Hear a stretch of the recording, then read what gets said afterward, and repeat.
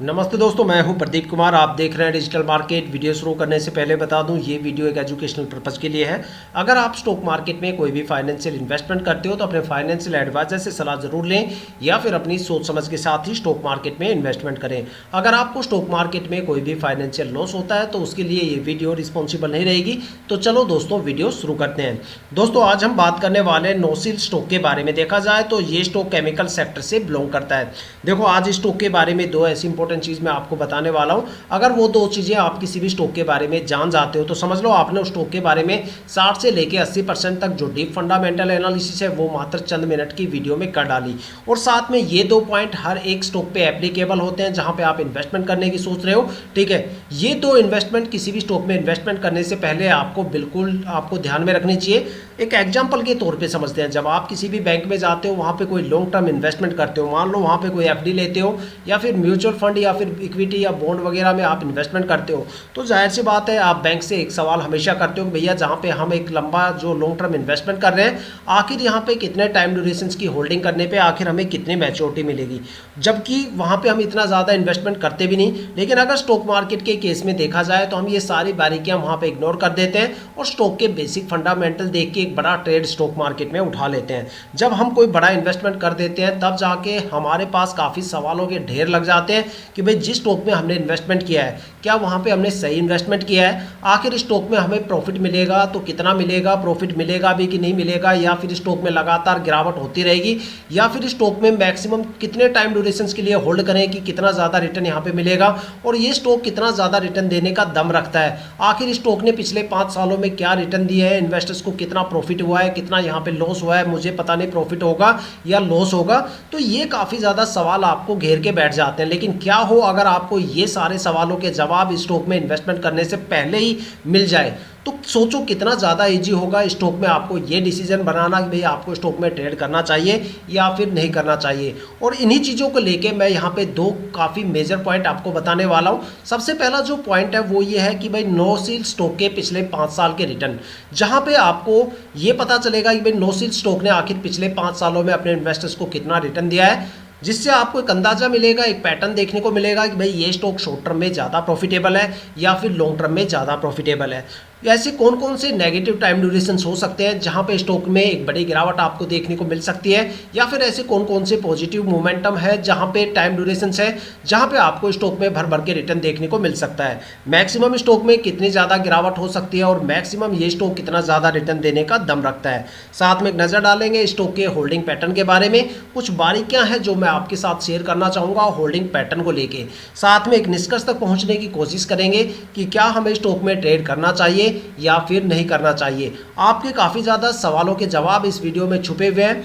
बिना स्किप किए इस वीडियो को जरूर पूरा देखिएगा। आई होप कि यहाँ से आपको काफ़ी ज़्यादा वैल्यूएबल इन्फॉर्मेशन देखने और सुनने को मिलने वाली है। तो चलो दोस्तों, वीडियो शुरू करते हैं। दोस्तों, अगर बात करें नोसिल स्टॉक के पिछले 5 साल के रिटर्न के बारे में, तो स्क्रीन पे आपके सामने स्टॉक के पिछले 5 साल के रिटर्न है, जहां पे हम ये देखेंगे कि भाई स्टॉक ने शॉर्ट टर्म और लॉन्ग टर्म में आखिर कितने कितने टाइम ड्यूरेशन की होल्डिंग करने पे आखिर अपने इन्वेस्टर्स को पिछले 5 सालों में कितना रिटर्न दिया और कितनी ज़्यादा यहाँ पे हमें गिरावट देखने को मिलती है। अगर स्टॉक में शॉर्ट टर्म को लेके देखा जाए तो देखते हैं ये स्टॉक शॉर्ट टर्म में कितना ज़्यादा प्रॉफिटेबल रहा और कितनी ज़्यादा यहाँ पे हमें गिरावट देखने को मिलती है। अगर शॉर्ट टर्म में स्टॉक में 1 वीक की होल्डिंग की बात करें तो 1 वीक में स्टॉक ने करीब 13.5% से ज़्यादा की गिरावट दर्ज की है। और अगर स्टॉक में 1 मंथ की होल्डिंग की बात करें तो 1 महीने में स्टॉक ने करीब 11% से ज़्यादा की गिरावट यहाँ पे दर्ज की है। और अगर स्टॉक में 3 महीने की होल्डिंग की बात करें तो 3 महीने में स्टॉक ने करीब 23% से ज़्यादा की गिरावट यहाँ पे दर्ज की है। और अगर स्टॉक में 6 महीने की होल्डिंग की बात करें तो 6 महीने में स्टॉक ने 30% से ज़्यादा की गिरावट यहाँ पे दर्ज की है। और अगर स्टॉक में 9 महीने की होल्डिंग की बात करें तो 9 महीने में स्टॉक ने करीब 18.5% से ज़्यादा की गिरावट यहाँ पे दर्ज की है। अब बात करने वाले हैं स्टॉक के लॉन्ग टर्म को लेके। देखते हैं ये स्टॉक लॉन्ग टर्म में कितना ज़्यादा प्रॉफिटेबल रहा और कितनी ज़्यादा हमें स्टॉक में पिछले 5 सालों में बड़ी गिरावट देखने को मिलती है। अगर स्टॉक में लॉन्ग टर्म में 1 ईयर की होल्डिंग की बात करें तो 1 साल में स्टॉक ने करीब 21% से ज़्यादा की गिरावट दर्ज की है। और अगर स्टॉक में 2 साल की होल्डिंग की बात करें तो 2 साल में स्टॉक ने करीब 3.25% से ज़्यादा की गिरावट दर्ज की है। और अगर स्टॉक में 3 साल की होल्डिंग की बात करें तो 3 साल में भी यहाँ पे कोई प्रॉफिट नहीं है, यहाँ पे लेस देन 1% की गिरावट स्टॉक ने दर्ज की है। और अगर स्टॉक में 4 साल की होल्डिंग की बात करें तब जाके स्टॉक ने करीब यहाँ पे 28% का एक माइनर सा रिटर्न गेन किया है। और अगर स्टॉक में 5 साल की होल्डिंग की बात करें तो 5 साल में स्टॉक ने करीब 128% के करीब एक अच्छा खासा रिटर्न दिया है। देखा जाए तो 5 साल में स्टॉक ने अपने इन्वेस्टर्स का पैसा करीब 1.25 गुना से ज़्यादा करके दिया है। अगर एक कंक्लूजन निकाल के देखा जाए तो ये स्टॉक शॉर्ट टर्म में बिल्कुल भी प्रॉफिटेबल नहीं है। और अगर बात करें लॉन्ग टर्म के बारे में तो लॉन्ग टर्म में ये स्टॉक एवरेज प्रॉफिटेबल है। अगर आप स्टॉक में ये सोच के इन्वेस्टमेंट कर रहे हो कि भाई 2-4 महीने 6-7 महीने हम स्टॉक में होल्ड करेंगे और एक अच्छा खासा प्रॉफिट यहाँ से गेन करके निकल जाए, तो भाई ऐसी गलती बिल्कुल भी मत करना, क्योंकि शॉर्ट टर्म के लिए ये स्टॉक बिल्कुल भी प्रॉफिटेबल नहीं है। अगर आपको स्टॉक में कोई भी पॉजिटिव मोमेंटम चाहिए तो स्टॉक को कम से कम आपको 3.5 या 4 साल के लिए होल्ड करना पड़ेगा, तब जाके आप स्टॉक से एक अच्छा खासा माइनर सा रिटर्न गेन कर सकते हो। और एक अच्छा खासा रिटर्न अगर आपको चाहिए तो स्टॉक को कम से कम 5 साल या उससे लंबे टाइम ड्यूरेशन के लिए आपको होल्ड करना पड़ेगा। ये मैं नहीं कह रहा, ये स्टॉक के पिछले 5 साल के रिटर्न बोल रहे हैं। अगर स्टॉक में पिछले 5 साल की होल्डिंग की बात करें, अगर लॉन्ग टर्म के सबसे बेस्ट टाइम ड्यूरेशन की बात करें तो यहाँ पे 5 साल का टाइम ड्यूरेशन है, जहाँ पे स्टॉक ने 128% से ज़्यादा का रिटर्न दिया है। देखा जाए तो 5 साल में स्टॉक ने अपने इन्वेस्टर्स का पैसा 1.25 गुना से ज़्यादा करके दिया है। तो अगर यहाँ पे देखा जाए तो ये सारे रिटर्न आप किसी भी फाइनेंशियल वेबसाइट पे भी चेक कर सकते हो या फिर अपनी ब्रोकरेज एप्लीकेशन पे भी आप चेक कर सकते हो। लेकिन क्या अभी भी देखो हमारा एक सवाल यहाँ पे अधूरा रह जाता है कि भाई क्या हमें स्टॉक में ट्रेड करना चाहिए या फिर नहीं करना चाहिए। देखो पिछले 5 साल के रिटर्न पे हम ये डिसीजन तो नहीं ले सकते कि भाई स्टॉक में हमें ट्रेड करना चाहिए या नहीं करना चाहिए, लेकिन पिछले 5 साल के रिटर्न्स के बेस पे हमें इतना पता चल जाता है कि भाई स्टॉक शॉर्ट टर्म में ज़्यादा प्रॉफिटेबल है या फिर लॉन्ग टर्म में ज़्यादा प्रॉफिटेबल है, या फिर ऐसा कौन सा टाइम ड्यूरेशन है जितने टाइम ड्यूरेशन तक हम इसको होल्ड करें और तब जाके स्टॉक में पॉजिटिव मोमेंटम हमें देखने को मिल सकता है। ये सारी चीज़ें तो यहाँ पे क्लियर हो जाती है। अब बात क्या आती है कि भाई जो रिटर्न्स होते हैं ना पिछले 5 साल के, वो अनसर्टेन होते हैं। देखो हो सकता है पिछले 5 सालों में स्टॉक ने कोई अच्छी खासी प्रदर्शन यहाँ पे नहीं किया, तो इसका मतलब ये नहीं कि भाई आने वाले टाइम में स्टॉक कोई खास प्रदर्शन नहीं करेगा। हो सकता है कि भाई आने वाले टाइम में ये स्टॉक मल्टीबैगर भी बन जाए और हो सकता है कि स्टॉक में आने वाले टाइम में इससे भी बड़ी गिरावट आपको देखने को मिल सकती है। लेकिन यहाँ पे इन्वेस्टमेंट करना चाहिए या नहीं करना चाहिए उसका डिसीजन इस स्टॉक का जो शेयर होल्डिंग पैटर्न है वो आपको यहाँ पे करके बताएगा। अगर ये 2 चीज़ों के जवाब आपको मिल जाते हैं तो समझ लो आपने स्टॉक के बारे में काफ़ी हद तक ये पता चल जाएगा कि भाई आपको स्टॉक में ट्रेड करना चाहिए या नहीं करना चाहिए। लेकिन होल्डिंग पैटर्न की जो बारीकियां हैं वो आपको पता होनी चाहिए। यहाँ पे कुछ बारीकियां हैं जो मैं आपके साथ शेयर करूँगा होल्डिंग पैटर्न को लेके। देखो किसी भी स्टॉक में इन्वेस्टमेंट करने से पहले वहाँ पे प्रमोटर की होल्डिंग 50% या उससे ज़्यादा होनी चाहिए। अगर किसी भी स्टॉक में प्रमोटर की होल्डिंग 50% से कम है तो समझ लो वहाँ पे प्रमोटर अपना बोरिया बिस्तर बांध देने के चक्कर में है और वहाँ पे आने वाले टाइम में आपको स्टॉक में स्ट्रेस लेवल ज़्यादा देखने को मिलेगा और स्टॉक के रिटर्न्स काफ़ी ज़्यादा कम देखने को मिलेंगे। लेकिन अगर मान लो किसी भी स्टॉक के अंदर प्रमोटर की होल्डिंग 50% से ज़्यादा है, मान लो 70, 80, 90% या इससे ज़्यादा है, तो स्टॉक या तो मल्टीबैगर बन जाता है या फिर वो स्टॉक लंबे टाइम तक एक अच्छा खासा रिटर्न देता है। क्योंकि स्टॉक मार्केट में 2 सबसे ज़्यादा ट्रस्टवर्दी इन्वेस्टर्स होते हैं, जिसमें प्रमोटर और डीआईआई आते हैं जो कंपनी के बारे में सबसे ज़्यादा इन्फॉर्मेशन रखते हैं और कंपनी के साथ काफ़ी लंबे टाइम तक रुकते हैं और अपने होल्डिंग को धीरे धीरे करके रिलीज करते हैं। लेकिन अगर मान लो प्रमोटर और डीआईआई की होल्डिंग में एक बड़ी गिरावट हमें देखने को मिलेगी तो समझ सकते हो भाई जब कंपनी के प्रमोटर ही वहाँ से निकलने की सोच रहे हैं तो फिर आखिर पब्लिक इन्वेस्टर्स वहाँ पर खड़े होकर क्या करेंगे।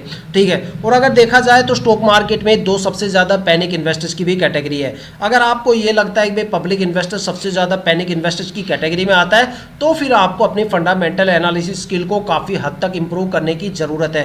क्योंकि स्टॉक मार्केट में जो सबसे ज़्यादा पैनिक इन्वेस्टर्स की कैटेगरी में आता है वो यहाँ पे पब्लिक इन्वेस्टर्स नहीं आते, वो यहाँ पे एफआईआई आता है। एफआईआई का मतलब होता है फॉरेन इंस्टीट्यूशनल इन्वेस्टर्स। वो इन्वेस्टर्स जो डोमेस्टिक मार्केट के साथ साथ ग्लोबल मार्केट में भी इन्वेस्टमेंट करते हैं। जब उनको पता चलता है कि भाई ग्लोबल मार्केट में देखो जो एफआईआई होता है वो पब्लिक इन्वेस्टर से हमेशा 2 कदम आगे चलता है, चाहे वो एनालिसिस का फील्ड हो या फिर इन्वेस्टमेंट का हो, क्योंकि वो डोमेस्टिक मार्केट के साथ साथ ग्लोबल मार्केट में भी इन्वेस्टमेंट करते हैं और वहाँ पे भी नज़र रखते हैं। जब उनको पता चलता है कि भाई ग्लोबल मार्केट में कोई बड़ी गिरावट होने वाली है या फिर वहाँ पे गिरावट शुरू हो गई है तो वो यहाँ पे सबसे पहले बिकवाली करते हुए नज़र आते हैं। जब एफआईआई बिकवाली करती है, बिकवाली करके निकल जाती है, तब जाके पब्लिक इन्वेस्टर्स को समझ में आता है कि भाई मार्केट में कोई बड़ी गिरावट यहाँ पर होने वाली है। तब जाके वो पैनिक होना स्टार्ट होते हैं और एक बड़ा सेलिंग प्रेशर हमें देखने को मिलता है और तब जाके स्टॉक में एक बड़ी गिरावट हमें देखने को मिलती है। इसलिए हमेशा कहा जाता है कि जिस स्टॉक में एफआईआई की की होल्डिंग ज़्यादा होती है वहाँ पे या तो आपको फ्लक्चुएशन ज़्यादा देखने को मिलेगा या फिर टाइम आने पे आपको स्टॉक में गिरावट ज़्यादा देखने को मिलेगी। एक प्रैक्टिकल डेमोस्ट्रेशन अगर आपको चाहिए तो कोई भी रैंडमली 15, 20, 30 स्टॉक आप कलेक्ट कीजिए, उसका 1 साल का FII होल्डिंग पैटर्न चेक कीजिए। उसमें आपको काफ़ी ज़्यादा स्टॉक ऐसे देखने को मिलेंगे जहाँ पे लास्ट ईयर FII की होल्डिंग 0% होती है और अगले साल तक आते आते वो होल्डिंग 5-10% से लेके 25, 30, 35, 40% तक चली जाती है। और काफ़ी ज़्यादा स्टॉक आपको ऐसे भी देखने को मिलेंगे जहाँ पे लास्ट ईयर FII की होल्डिंग 10-15% से लेके 35-40% होती है और अगले साल तक आते आते वो होल्डिंग 5 या 7% रह जाती है या फिर 0% हो जाती है। तो आप सोच सकते हो कि भाई 1 साल के टाइम ड्यूरेशंस में इतना बड़ा फ्लक्चुएशन, और इसी वजह से कहा जाता है कि भाई जिस स्टॉक में आपको इन्वेस्टमेंट करना है वहाँ पे प्रमोटर की होल्डिंग ज़्यादा होनी चाहिए और FII की होल्डिंग कम से कम होनी चाहिए। उस स्टॉक से आप एक अच्छा खासा प्रॉफिट मार्केट से गेन कर सकते हो।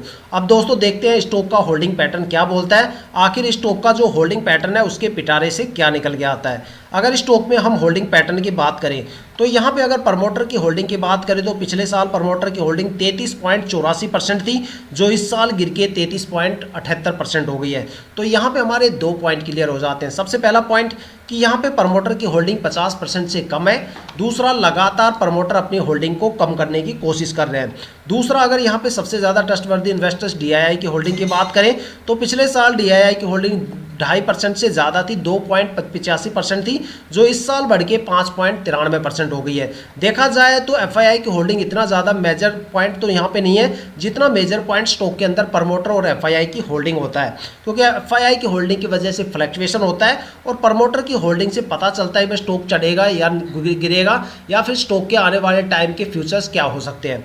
साथ में अगर यहाँ पे FII की, अगर स्टॉक मार्केट के 2 सबसे ज़्यादा पैनिक इन्वेस्टर्स की अगर होल्डिंग की बात करें तो यहाँ पे अगर FII की होल्डिंग की बात करते हैं तो यहाँ पे पिछले साल FII की होल्डिंग 6.98% थी, जो इस साल बढ़ के 7.81% हो गई है। यहाँ पे FII की होल्डिंग का रेशो जब फ्लक्चुएशंस के लिए कितना होना चाहिए वो मैं आपको बताता हूँ। कम से कम FII का अगर यहाँ पे रेशो 10% या 10% से ज़्यादा चला जाता है तो समझ लो वहाँ पे फ्लक्चुएशन एक बड़े लेवल पे आपको देखने को मिल सकता है, और 10% से जितना ज़्यादा रहेगा समझ लो वहाँ पे स्टॉक में आपको फ्लक्चुएशन भी उतना ज़्यादा देखने की चांसेस और संभावनाएं बढ़ जाती है। अगर स्टॉक में पब्लिक इन्वेस्टर्स की होल्डिंग की बात करें तो यहाँ पे पब्लिक इन्वेस्टर्स की होल्डिंग पिछले साल 47.02% थी, जो इस साल घट के 42.68% हो गई है। और बिल्कुल ये होल्डिंग घटनी चाहिए क्योंकि स्टॉक ने पिछले 5 सालों में कोई खास प्रदर्शन नहीं किया। अरे 3 साल तक होल्ड करने के बाद भी स्टॉक में गिरावट है तो फिर कहाँ पे यहाँ पे पब्लिक इन्वेस्टर्स यहाँ पे रुकने वाले हैं। तो देखा जाए तो एक बड़ी गिरावट हमें यहाँ पे पब्लिक इन्वेस्टर्स की होल्डिंग में देखने को मिलती है। और अगर बात करें गवर्नमेंट होल्डिंग के बारे में, जो कि सबसे ज़्यादा ट्रस्टवर्दी बनाती है किसी भी स्टॉक को, अगर किसी भी स्टॉक के अंदर गवर्नमेंट होल्डिंग मिल जाती है आपको तो समझ लो वो स्टॉक काफ़ी ज़्यादा ट्रस्टेबल, वो एक ट्रस्ट लेवल पे आके खड़ा हो जाता है। वहाँ पे एक ट्रस्ट मिल जाता है कि स्टॉक आने वाले टाइम में कुछ धमाल करेगा। और आपको पता है कि कोई भी अगर आप मान लो 15, 20 या 30, 35 स्टॉक उठा के देखोगे तो उसमें कम से कम आपको 2 या 3 ही स्टॉक ऐसे देखने को मिलेंगे जहाँ पे गवर्नमेंट होल्डिंग आपको देखने को मिलेगी। और गवर्नमेंट होल्डिंग का मतलब ये हो जाता है भाई वहाँ पे एक ट्रस्ट लेवल आपको देखने को मिल जाता है। ठीक है, तो यहाँ पे गवर्नमेंट होल्डिंग बिल्कुल भी नहीं है। पर और यहाँ पे बाकी जो, अगर यहाँ पे कुछ पॉजिटिव पॉइंट की अगर मैं समरी बताऊँ तो पॉजिटिव पॉइंट तो यहाँ पे सिर्फ एक ही मुझे देखने को मिलता है कि भाई यहाँ पे जो FII का जो होल्डिंग लेवल है वो अभी भी मतलब एक एवरेज यहाँ पे है। अगर यहाँ पे नेगेटिव पॉइंट की बात करें तो यहाँ पे प्रमोटर की होल्डिंग 50% से कम है, लगातार प्रमोटर अपनी होल्डिंग को गिरा रहे हैं। DII की होल्डिंग में भी कोई खास चेंजेस यहाँ पे एक बड़ा, यहाँ पे हमें एक बड़े लेवल पे यहाँ पे इंक्रीमेंट देखने को मिलता है। साथ में जो पब्लिक इन्वेस्टर्स है उनकी होल्डिंग भी बड़े लेवल पे यहाँ पे गिर रही है। साथ में गवर्नमेंट होल्डिंग भी स्टॉक में हमें देखने को नहीं मिलती। तो इतने ज़्यादा नेगेटिव पॉइंट हमें स्टॉक में देखने को मिलते हैं। तो दोस्तों अगर देखा जाए तो ये थे स्टॉक के पिछले 5 साल के रिटर्न। साथ में इस होल्डिंग पैटर्न की जो बारीकियाँ थी वो मैंने आपको बता दी। होल्डिंग पैटर्न का डेटा आपके सामने है। अब डिसीजन आपको लेना है कि क्या आपको स्टॉक में ट्रेड करना चाहिए या फिर नहीं करना चाहिए। आपकी जो कीमती राय है वो हमें कमेंट करके ज़रूर बताइएगा, ताकि हमारे जितने भी नए इन्वेस्टर्स यहाँ पे विजिट करें उनको यहाँ पे डिसीजन बनाने में काफ़ी ज़्यादा हेल्प मिले।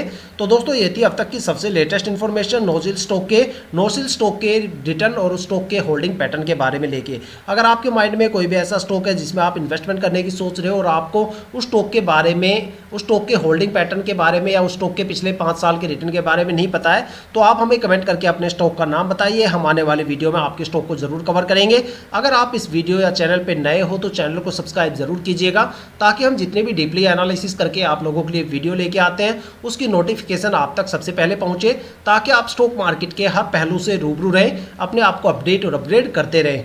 इसी के साथ ये वीडियो समाप्त करते हैं, मिलते हैं नेक्स्ट वीडियो के साथ। और हाँ देखो, शॉर्ट वीडियो में आपको इतनी ज़्यादा इन्फॉर्मेशन हम शेयर नहीं कर सकते क्योंकि वहाँ पे टाइम इतना मिल नहीं पाता, इसलिए लॉन्ग वीडियो से आप अपने कॉन्सेप्ट को क्लियर कर सकते हो। तो शॉर्ट वीडियो से बचने की कोशिश करो भाई, शॉर्ट वीडियो कम से कम देखो।